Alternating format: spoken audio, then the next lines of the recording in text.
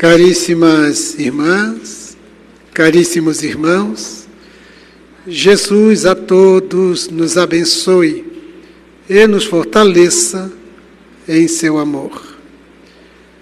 Allan Kardec, o insigne codificador da doutrina espírita, após revelar a imortalidade do espírito, a sua origem, natureza e destinação, após demonstrar a reencarnação como sendo o meio pelo qual, estabelecido pelas leis divinas, para a construção do destino do espírito imortal, demonstra a reencarnação como sendo esse processo dinâmico de construção do futuro, da destinação gloriosa do espírito, que tem por destinação a perfeição relativa intelecto-moral. Perfeição relativa porque a perfeição absoluta é de Deus. Ao apresentar na dinâmica de revelação espírita este processo de crescimento, de desenvolvimento, a evolução, a lei de progresso, estabelece a doutrina espírita que o espírito está destinado a saber de tudo, porque na sua origem o espírito criado simples e ignorante, simples sem experiências, ignorante sem a inteligência e sem saberes, sem conhecimentos.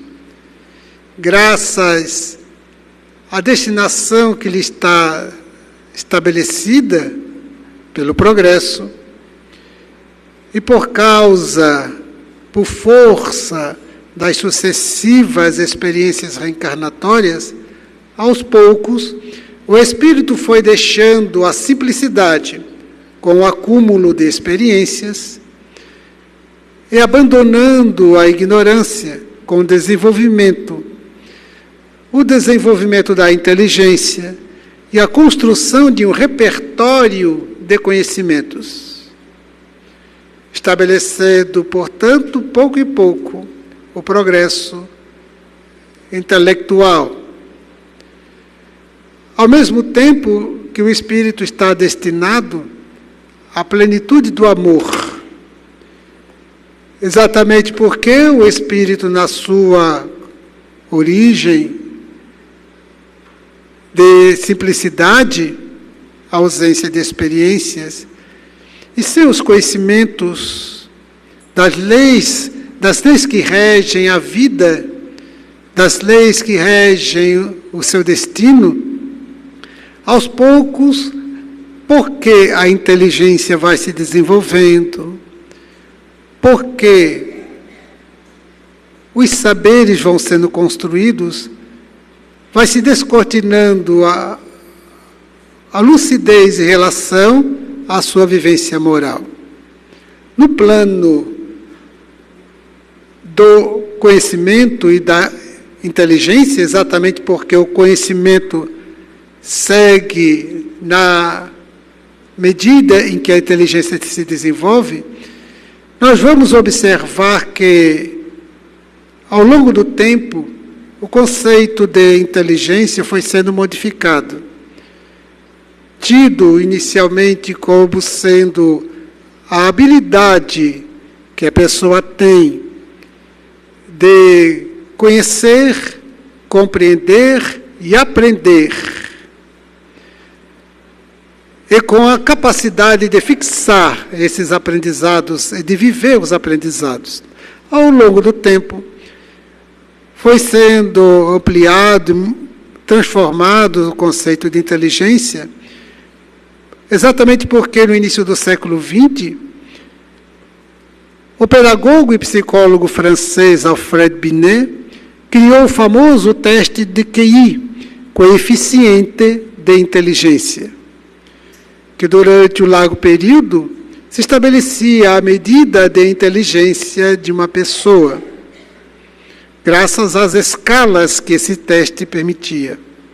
Com o tempo, nós vamos observar que foi sendo modificado esta percepção, a compreensão sobre inteligência, a sua definição, porque se foi notando que a inteligência não deve ser medida unicamente quanto ao que o teste de QI podia aferir. O psicólogo norte-americano Howard Gardner, ele constatou que uma pessoa pode ter uma habilidade bem específica, intelectual, em determinada área, enquanto que outra pessoa poderá ter essa habilidade específica em outra área. Então ele passou a considerar as múltiplas inteligências.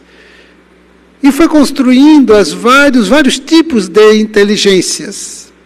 Foi nessa esteira de compreensão, de estudo, que surge, além da concepção do coeficiente de inteligência, o coeficiente emocional. Um dos grandes construtores e divulgadores desta perspectiva da Universidade de Harvard, o psicólogo Daniel Goleman, que publicou um livro com esse título, Inteligência Emocional, que trata do coeficiente emocional, o que é, diferente do QI, o que é. Daniel Goleman estabelece que a inteligência emocional é essa capacidade que a pessoa tem de autorregular as emoções, de gerenciar os sentimentos, ter a percepção, a consciência das emoções e dos sentimentos e de dar um direcionamento. Ou seja, não se deixa levar. Há uma canção no Brasil cuja letra diz: deixa a vida me levar, vida leva eu. Na perspectiva da inteligência emocional, segundo Daniel Goleman, o indivíduo não deve deixar-se levar, mas conduzir os seus próprios passos, construir a sua própria destinação, de forma consciente. É a autorregulação, é o controle das emoções. Quando a pessoa atenta às emoções, desenvolve a capacidade de autopercepção e desenvolve a habilidade de autorregulação. Para não acontecer o que se fala no senso comum, explodir de raiva. Porque o indivíduo que explode de raiva, na verdade, antes de explodir, ele se implodiu, por falta de autorregulação, desta consciência, por se deixar conduzir pelas emoções, sem o controle específico, sem o autocontrole, a autorregulação. Então, Daniel Goleman propõe a importância do indivíduo desenvolver esta habilidade. É o que é coeficiente emocional.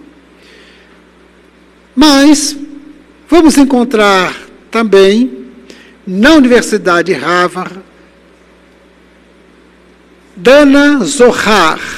Dana Zohar, outra estudiosa do comportamento humano de Harvard, apresenta um outro tipo de inteligência, além do QI, coeficiente de inteligência, que se estabeleceu no final do século XIX, início do século XX, o que é mais recente, coeficiente emocional, ela apresenta o QS, coeficiente espiritual. O QS, ou coeficiente espiritual, é quando a pessoa desenvolve os recursos, as habilidades pessoais, de além de controle e autorregulação das emoções e dos sentimentos, estabelecer um propósito de vida. É quando identifica o sentido da vida estabelece um propósito para a sua vida. É o coeficiente espiritual, segundo Dana Zohar. É nesta angulação, tanto da inteligência emocional e especialmente da inteligência espiritual, que ao estudar essas temáticas, nós percebemos o quanto que a doutrina espírita colabora de modo efetivo com a inteligência tanto emocional quanto a espiritual. Exatamente porque a doutrina espírita, ao nos revelar a imortalidade do espírito,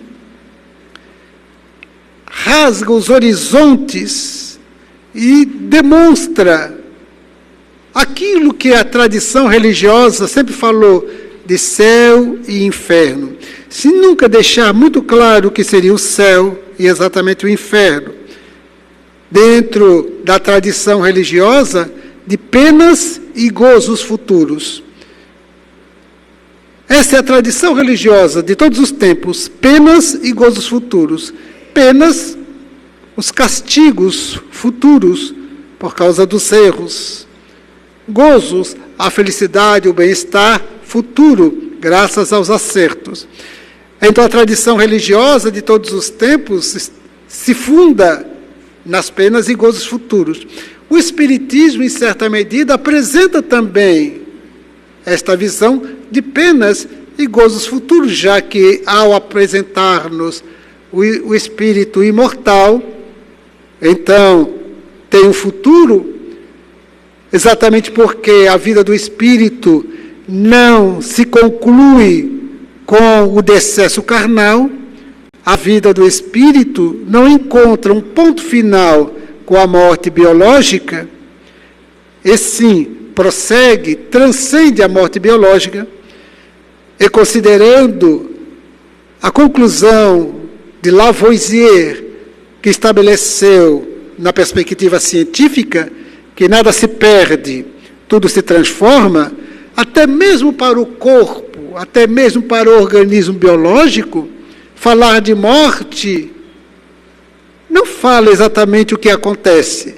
porque o organismo, quando perde a vitalidade, o elan vital, porque nada se perde, tudo se transforma, a estrutura deste edifício que compõe o organismo, todas as moléculas se desmontam e voltam à natureza para compor outros corpos, porque nada se perde, tudo se transforma, até mesmo para a realidade biológica ocorrem as transformações, mas o espírito, este ser individual, ser inteligente, ser moral, transcende a existência corporal, segue na sua destinação espiritual rumo à plenitude intelecto-moral, dando seguimento ao processo de evolução da inteligência, a construção do elenco de conhecimentos, bem como o desenvolvimento moral. No âmbito do desenvolvimento moral, nós vamos entender e compreender que no aspecto moral da vida evolutiva, nós vamos considerar que a grande destinação do espírito, a grande destinação de todos nós, podemos afirmar, a fatalidade de todos nós espíritos é o amor. É o amor crístico. Todos nós temos uma destinação crística. Foi por essa razão que Jesus propôs: vinde a mim. Tanto vinde a mim para ser amparado, consolado, orientado, como vinde a mim, torne-se um de mim, torne-se como eu, como ele estabeleceu. Eu e o Pai somos um, estabelecendo que nós também estamos na mesma destinação. E no âmbito do progresso moral, há várias angulações do aspecto moral para ser desenvolvidas. Se nós observamos em uma rápida análise do contexto social contemporâneo, constataremos o quanto ainda de falhas comportamentais, morais, éticas, a sociedade se deixa conduzir, assim se permite. No cenário da sociedade odierna, nunca ouvimos falar tanto em feminicídio como na atualidade. Todo dia, toda hora, notícias relacionadas ao feminicídio. Violência perpetrada contra a criança, contra o idoso, o abandono. Nessa era de tecnologia, a toda hora somos alertados para a possibilidade de golpes. As tentativas de golpes que se repetem, se renovam, criam e se recriam por pessoas de habilidade técnica que, ao invés de adotar o conhecimento, a inteligência e os recursos técnicos para promover o bem para a sociedade, optam pelo interesse imediatista de tirar proveito, de tirar vantagem. Não importa que outrem seja prejudicado, o que importa é que se tire proveito. Então, este cenário, quando a gente constata, quando percebemos, chama atenção para o aspecto moral, que precisa de melhorias, que precisa de transformação. Quando acompanhamos ainda os tristes acontecimentos odiernos de preconceitos e discriminações, a toda hora. Um psicólogo, assisti a um vídeo na faculdade de um psicólogo que fez um estudo dos stand-ups. Estas práticas atuais de apresentação de palco, de pessoas que trabalham na exibição de stand-ups, contando historietas, facetas, sempre de tom humorístico, agradando a plateia, que aplaudem e gargalham. Esse psicólogo, fazendo uma análise das temáticas usuais dos stand-ups, ele produziu o elenco, constatou o seguinte: as piadas, as histórias que provocam aplausos e gargalhadas são a mulher, a pessoa negra, a pessoa gorda, a pessoa homossexual, a pessoa pobre. São esses 5 temas recorrentes bem habituais, que despertam gargalhadas e aplausos. E é quando percebemos, portanto, o preconceito atravessando tudo isto, atravessa a sociedade, faz parte da nossa estrutura, é estrutural, e as discriminações. O preconceito é sempre uma aversão a um grupo de pessoas, a um tipo de comportamento. É uma aversão. Enquanto que a discriminação é a separação, a divisão, o afastamento. Um dos episódios históricos de divisão, de apartamento, de separação, nós destacamos na história o apartheid nos Estados Unidos, na década de 1950 até julho de 1964. O apartheid nos Estados Unidos era lei, estabelecido para a divisão das pessoas, da população negra e a população branca. Com ações cruéis, criminosas contra a população negra. A história registra muito bem. E hoje há apartheid em outros rincões do planeta, como na África do Sul, por exemplo, o apartheid. É a discriminação. Sempre que adotamos uma postura que afasta, que separa, que divide, que exclui, é discriminação. E preconceito é sempre na ordem de ideias, de conceitos, de concepção, da construção de um pensamento, de um comportamento em relação a uma pessoa, a um grupo de pessoas, a uma determinada classe social, na classificação humana. Então, ainda nos encontramos às voltas com preconceitos de toda ordem, discriminações. Ainda no campo da análise moral, Observamos a onda de assaltos, roubos, furtos a toda hora. O lamentável comportamento suicida que a Organização Mundial da Saúde, nos seus registros atuais, informa que no mundo, a cada 100 mortes, uma por suicídio. No Brasil, os registros dão conta de que a cada 45 minutos há um suicídio no nosso país, demonstrando a concepção e o nosso jeito de viver e de encarar a vida, a visão que se tem da vida e a forma como se enfrentam os desafios existenciais. O que se concebe por alegria, o que se define por problema, conduzindo o indivíduo a uma visão de vida extremamente materialista, fantasiando na crença sustentada que a morte resolve tudo, equaciona tudo. O Espírito Emmanuel, na lavra mediúnica de Chico Xavier, estabelece do lado de cá, o mundo espiritual. É lamentável assistir os episódios daqueles espíritos que partem do corpo de forma autoviolenta, aplicada com o suicídio, ao constatarem que não morreram e que não resolveram problema algum, que não se evadiram de situação do qual queriam de jeito nenhum, tentam retornar à vida do corpo sem êxito, de forma perturbadora e perturbada. De tal modo que encontramos ainda com essa visão imediatista da vida, o hedonismo. O hedonismo pulula na nossa sociedade. O hedonismo é o prazer pelo prazer.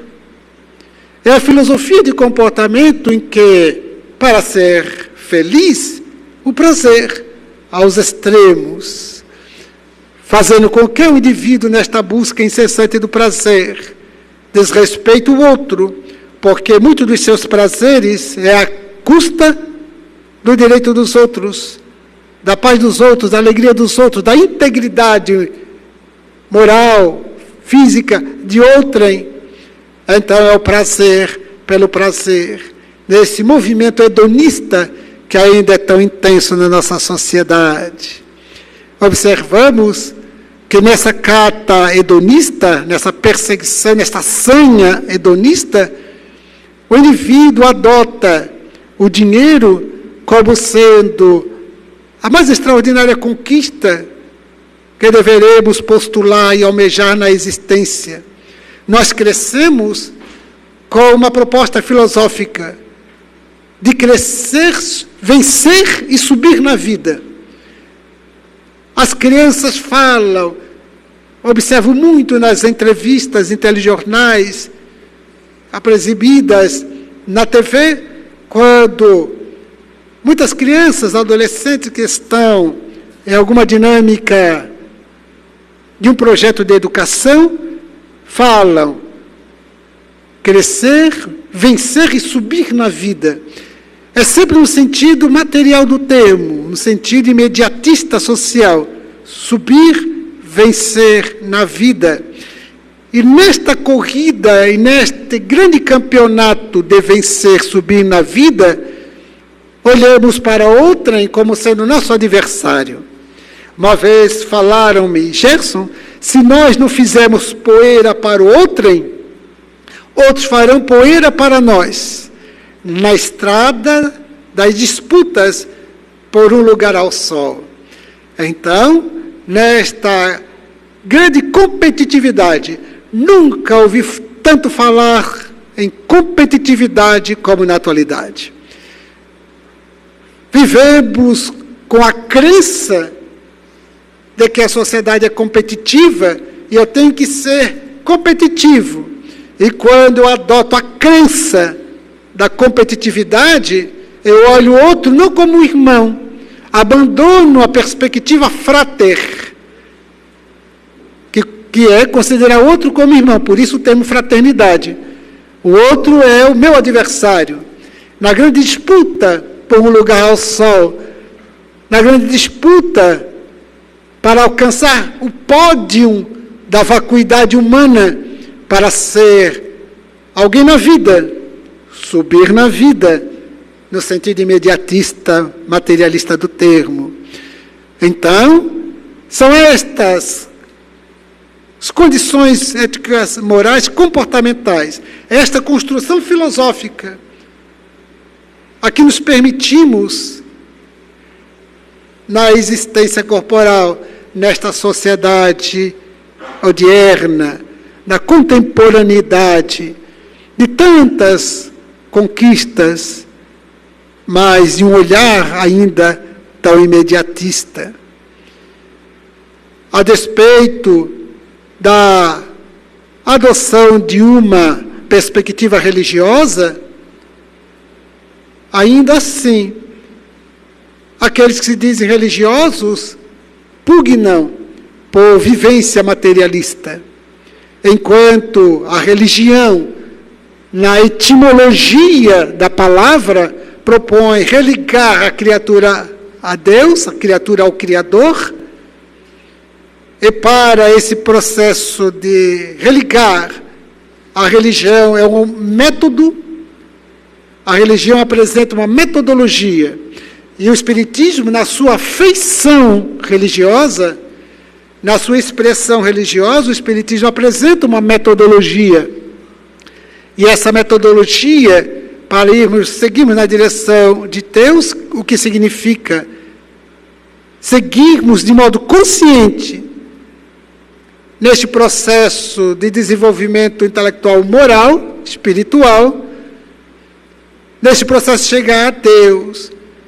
O Espiritismo nos desperta e desenvolve em nós a responsabilidade consciente de que o outro não é o nosso adversário, não está em competição conosco, e sim compartilha das mesmas leis. E devemos conjugar esforços solidários, porque todos aqueles que se consideram irmãos, frater, desenvolvem a solidariedade. A fraternidade e a solidariedade conduz ao amor, que é a caridade na perspectiva espírita, e caridade é o amor em ação. Por isso o progresso moral pede uma atenção nossa a todas as facetas de comportamento nosso na jornada da existência corporal. A nossa filosofia de comportamento, não aquilo que eu falo somente, porque nem tudo aquilo que eu falo, que eu exponho para outrem, para exibir, significa que eu viva. É necessário que eu tenha uma construção consciente, autoconsciente e autodeterminada de perceber como que eu vivo, a minha dinâmica interna de pensamentos, de intenções e da direção das minhas emoções e sentimentos, para ter a consciência do comportamento que eu adoto, a fim de que tenha afinidade, coerência com a fala voltada ao bem, ao progresso. É o que Jesus disse: sede o teu falar sim, sim, não, não. Ou seja, autenticidade. Autenticidade entre o que se fala e a autenticidade e o que se vive nessa dinâmica de coerência. Então, no grande processo de desenvolvimento moral, enquanto estivermos na jornada corporal, a nossa realidade aqui, nossa, dentre os encarnados, é de aproveitar bem o tempo da nossa encarnação. O Espírito Joana de Ângeles afirma o seguinte, para nos despertar: viva, diz o Espírito, viva cada dia como se fosse o teu último dia na Terra. Um dia você acerta. Então é nesta perspectiva que pode ser ainda esta noite, na madrugada que se seguirá agora, daqui a algumas horas, no dia de amanhã. Viva cada dia como se fosse o teu último dia na Terra. Um dia você acerta. Não é uma proposta de uma vida marcada pela ansiedade, pelas neuroses, mas é da consciência de que na Terra, na vida corporal, não temos garantia de nada. A garantia que temos é da imortalidade. Essa é a garantia que temos. Enquanto na Terra, garantias não temos nenhuma. Porque, diz o Espírito Joana de Ângeles, construa reservas morais, porque não sabes com que depararás na próxima esquina da estrada da vida. Não sabemos. Então, ela propõe o Espírito reservas morais para termos condições psicológicas, emocionais, intelectuais, diante das surpresas desafiadoras, muitas das quais inesperadas, indesejadas do caminho, nós tenhamos condições mentais, emocionais, de enfrentamento e atuando na perspectiva de superação. E propõe o Espírito Joana de Ângeles. Bem como repete o Espírito Eros, também através do médium Divaldo. O Espírito Eros repete o que Joana de Ângeles afirma, propondo-nos: afirme-se para si mesmo, eu quero, eu posso, eu sou, eu quero. Então estabelecemos um valor que precisamos desenvolver, estabelecer e definir em nós. Eu quero, eu posso. Se eu quero, eu posso. Porque nós somos espíritos em dinâmica evolutiva. A lei é de progresso. Não há lei de retrocesso. Existe a lei de progresso. E colocando-nos nessa dinâmica consciente e autodeterminada de progresso, a existência corporal deve ser bem aproveitada. O tempo, de forma tranquila, serena, mas de forma prodigiosa, e não de forma desleixada.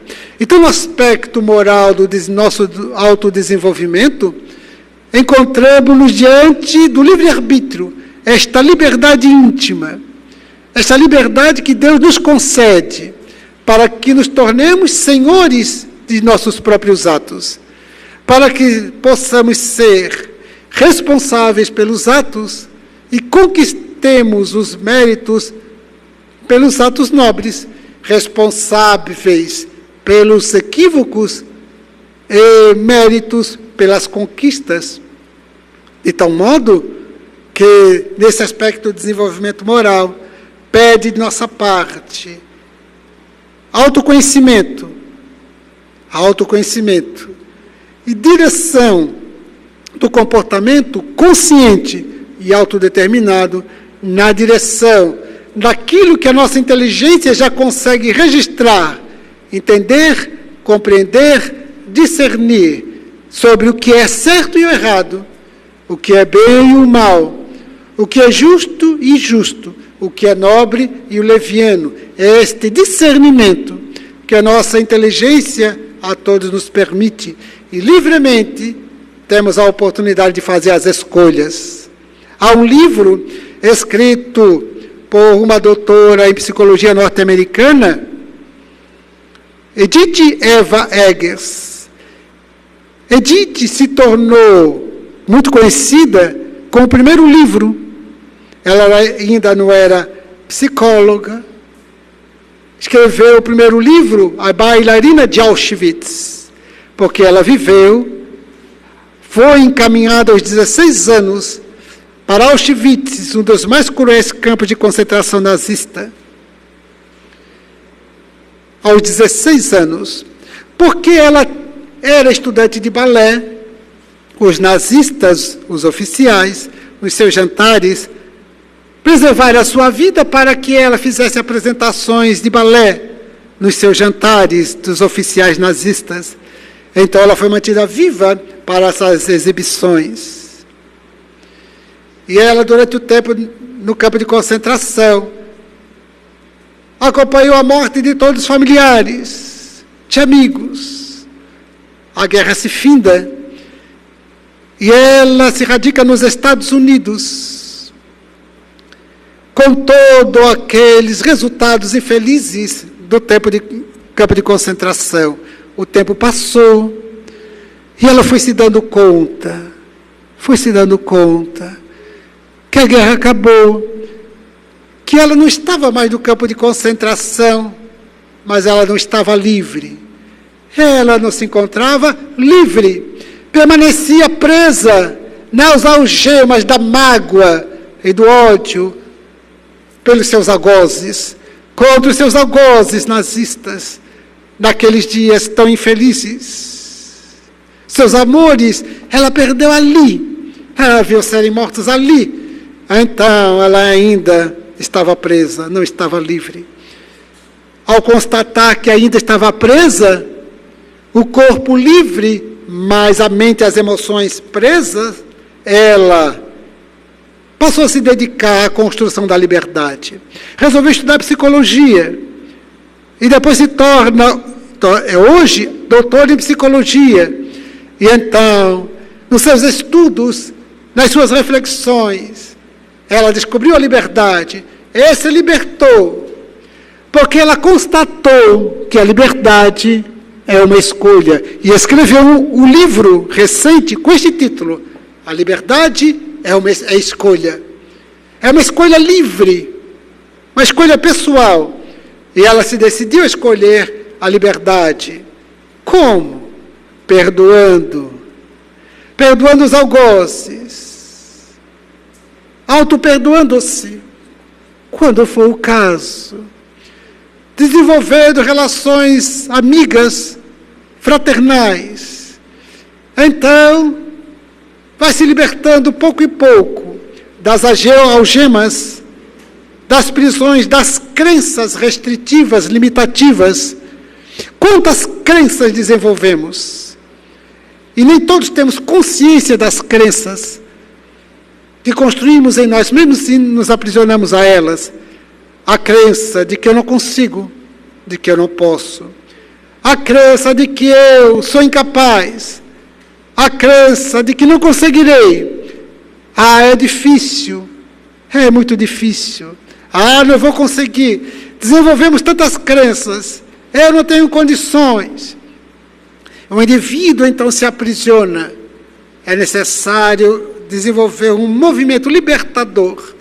Porque a liberdade real, que é a liberdade íntima, a liberdade de pensamento, a liberdade das emoções, a liberdade de viver, de escolher, independe do ambiente físico. Paulo de Tarso, quando fora preso, Sócrates, grande filósofo ateniense, quando estava preso, e depois julgado e condenado para a beber cicuta, preso, o seu discípulo mais jovem, Criton, fora visitar na cela. E então Criton disse: Senhor, eu, fulano, Beltrano, outros discípulos,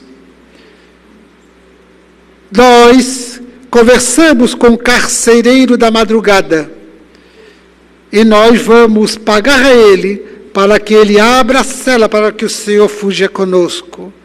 E então Sócrates olhou para Criton, seu discípulo mais jovem, e lhe disse: que péssimo filósofo eu sou. E Criton disse: mas como, Senhor? A sua prisão é injusta. E tu querias que fosse justa, Criton? Mas, Senhor, o Senhor foi condenado à morte, mas os meus julgadores, segundo os historiadores em torno de 70, os meus julgadores também estão condenados à morte. E eu não estou preso, eu sou livre. Olha a perspectiva de profundidade de Sócrates. Ele não tinha razão nenhuma para estar preso. Era uma prisão injusta e a condenação injusta. Mas a injustiça era o problema daqueles que a praticam, enquanto que ele, justo, tranquilo, jamais se considerara preso. Ele se sentia e era livre, porque o ambiente físico não era a verdadeira prisão. A verdadeira prisão é a forma como nos colocamos emocionalmente, psicologicamente, o comportamento que adotamos. É por isso que essa doutora em psicologia, Dieter Eva Eger, escreve este livro, A Liberdade é uma Escolha. Porque é a escolha livre de como vamos pensar, como vamos agir, reagir, como eu vou dirigir, regular, autorregular, controlar e direcionar as emoções. Ou vou deixar simplesmente que as emoções eclodam, explodam, na direção que for, sem qualquer consideração, sem qualquer consciência e responsabilidade para o direcionamento das emoções que exudam, explodem de mim. Então, a autorregulação, o controle, é, na verdade, consciente o controle e direção. Consciente é a verdadeira liberdade. E não aquela, como diz a canção, deixa a vida me levar, a vida leva eu. Ou seja, o aspecto moral da vida, que responde pela nossa felicidade real, ou não, pelo nosso bem-estar íntimo, de profundidade, pela nossa paz de espírito. O aspecto moral da vida pede autoconhecimento, pede atenção, regulação, a atenção plena, mindfulness, a atenção plena propagada, divulgada na atualidade. Jesus já havia feito a proposta da atenção plena, quando ele pedia, da parte de todos aqueles que desejassem a vivência do bem, a conquista dos céus, utilizava ele os céus, e o indivíduo olhava para o alto, almejando conquistar os céus. Foi quando nós vamos observar Jesus estabelecendo que o reino de Deus, vejam, ele fala os céus, o reino dos céus, e todo mundo olha para o alto, querendo conquistar os céus, e ele desafia: o reino de Deus não está ali nem acolá, o reino de Deus está dentro de vós. É quando tiramos os olhos dos céus e voltamos para nós, porque se encontra nós o grande processo dinâmico de autodesenvolvimento, do desabrochar dos potenciais morais e espirituais de crescimento, de progresso. Então, o reino de Deus está dentro de nós. É quando buscamos em nós. É quando encontramos, portanto, os potenciais. O Espírito, demonstra-nos a doutrina espírita, embora criado simples e ignorante, tem o potencial de progresso, de desenvolvimento, de evolução, do que lhe é potencial, ao longo das sucessivas reencarnações, das experiências múltiplas e do esforço pessoal consciente, das escolhas livres, para que esse desenvolvimento potencial moral se estabeleça e se torne uma realidade.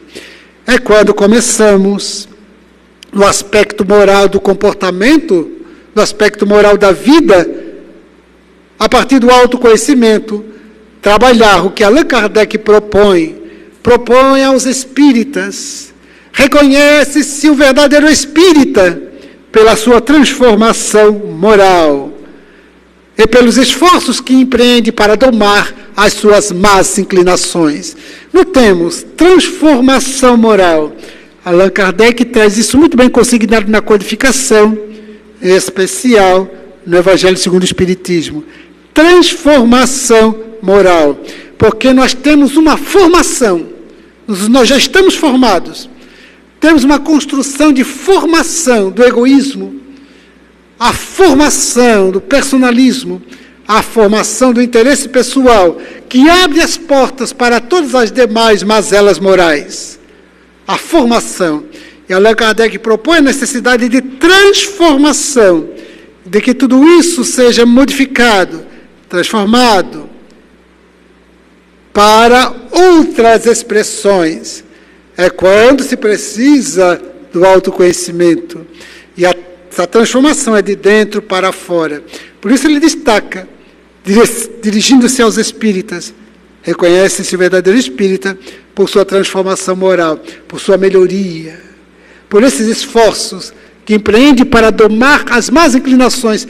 Como será possível domar as minhas más inclinações, as minhas deficiências morais, comportamentais, se eu sequer me dou conta de quais são? Quais são elas? O que pede autoconhecimento, autoanálise, o que pede uma autoobservação. Eu sou o observador e eu sou o observado. Nós somos muito hábeis na observação da vida dos outros, muita habilidade da vida dos outros. Observamos, adjetivamos, classificamos, julgamos com muita habilidade. Agora, o grande desafio da dinâmica de autoconhecimento e da transformação moral é eu ser o observador, mas eu tornar-me também o observado. É quando eu volto a olhar para mim mesmo e retornamos a Sócrates quando ele propõe: conhece-te a ti mesmo, e que os Espíritos repetem no Livro dos Espíritos, porque Allan Kardec pergunta qual seria o meio mais eficaz para o trabalho de transformação moral, a melhoria das nossas condições ético-morais. E os Espíritos respondem que o sábio da antiguidade falou disse: conhece-te a ti mesmo, é o notável Sócrates. Sócrates foi enviado por Jesus para esse trabalho missionário. Ele que viveu antes de Cristo. Até hoje nós o citamos e bebemos das suas fontes, porque ele, diz o Espírito Joana de Ângeles, Sócrates viveu o cristianismo antes do próprio Cristo. Esse filósofo, este homem notável, viveu o cristianismo antes do próprio Cristo. Ele que foi enviado pelo próprio Cristo. De tal modo que nessa dinâmica atual de tantos desafios, quando a ciência chegou a um nível sem precedentes, a tecnologia apresenta-se cada vez mais espantosa, de perspectivas cada vez mais amplas. Quando olhamos para o espaço e sonhamos com as viagens interplanetárias, há empresários norte-americanos que prevêem que em torno de uns 20 anos nos será possível fazer as viagens interplanetárias graças às conquistas tecnológicas. E já há venda de bilhetes, há a notícia de que já há venda de bilhetes para daqui a 2 décadas das viagens interplanetárias, porque se acredita nisto. Mas se pretende colonizar outros planetas. Quando eu vi essas notícias, que são recorrentes, eu fico pensando, não perdemos ainda o hábito da colonização. Estragamos o nosso planeta com péssimos hábitos e queremos colonizar outros. O Espírito Emmanuel, através da mediunidade missionária de Chico Xavier, estabelece que a tentativa científica no mundo de realizar as viagens interplanetárias só será autorizada por Deus quando a sociedade estiver moralmente em condições de. Quando perdemos o espírito colonizador, abandonamos esse espírito colonizador. Quando moralmente já estivermos em nível tal que não vamos explorar nada nessa senha de exploração, de usurpação, mas sim de ampliar as conquistas. Afirmou Emmanuel que as viagens interplanetárias, os recursos tecnológicos serão permitidos por Deus quando tiver a humanidade condições morais para tanto. Por enquanto, Ficaremos nessas iniciativas das bólides espaciais, de um equipamento ou outro que aterriza em determinado planeta para certas pesquisas, mas há viagens, como pegamos aqui uma aeronave e saímos de um estado para outro, como se pretende se realizar de um planeta para outras regiões do cosmos, somente quando a humanidade estiver em condições ético-morais, espirituais, favoráveis para este empreendimento. Até lá, Deus não permitirá o desenvolvimento desses recursos científicos tecnológicos. Então, estamos destinados à glória da iluminação, mas é necessário despertarmos para a autoconsciência diante das escolhas que eu faço livremente. O Espírito Joana de Ângeles estabelece que o roteiro de evolução, de uma certa forma, é um roteiro solitário. Por que ela diz que é solitário o Espírito? Porque eu preciso desenvolver as conquistas, desenvolver os potenciais e avançar na direção da plenitude. Então, é uma escolha minha, enquanto que, na dinâmica da vida de inter-relação, é necessária a fraternidade e a solidariedade, e o amor, o alto amor e o halo amor, o amor ao próximo, para que essa dinâmica de construção, de progresso moral, se dê, se efetive, transformação moral. Nunca tivemos tanta necessidade como na atualidade. Empenhemos-nos neste mistério, nesta tarefa. A doutrina espírita nos alcança hoje, desde o século XIX, para despertar a nossa inteligência, apurar as nossas habilidades, a nossa cognição, nossa capacidade de entender, de compreender e de fazer, para que o bem seja o nosso jeito de ser, para que a mensagem autenticamente cristã seja o nosso modus operandi, nosso modus vivendi, nossa filosofia de vida, nossa filosofia de comportamento, para que colaboremos no processo de transformação da humanidade. Uma vez, em refeição com a família, uma sobrinha, ela observando, constatando as notícias contemporâneas tão dramáticas, há tanto sofrimento ainda na Terra, há ainda aqueles que deliberadamente escolhem o tanto mal, ainda as guerras, as ameaças da guerra mais ampla. Ela perguntou para mim, considerando a proposta da nova era, a proposta do mundo de regeneração, e ela disse, mas tio, quando que a nova era chegará? Eu disse, você já é mulher de nova era? Eu já sou homem de nova era? Nós somos pessoas já de nova era? E eu então lhe disse, não aguarde que o mundo se transforme para melhor, para você se beneficiar. Transforme o seu mundo íntimo para beneficiar o mundo com o teu jeito novo de ser. A nova era começa em mim. Não começa lá fora para chegar a mim. Começa em mim. É como está no Evangelho, viver no mundo sem ser do mundo. O que quer dizer? Viver no mundo que ainda está permeado de vícios, no mundo que ainda há crimes, no mundo que ainda o materialismo, o hedonismo está tão presente, viver neste mundo sem ser deste mundo, porque a qual mundo devemos estar afinizado e sintonizado? É com o mundo do bem, é com o mundo do amor, com o mundo da solidariedade. Viver no mundo sem ser deste mundo, das iniquidades morais.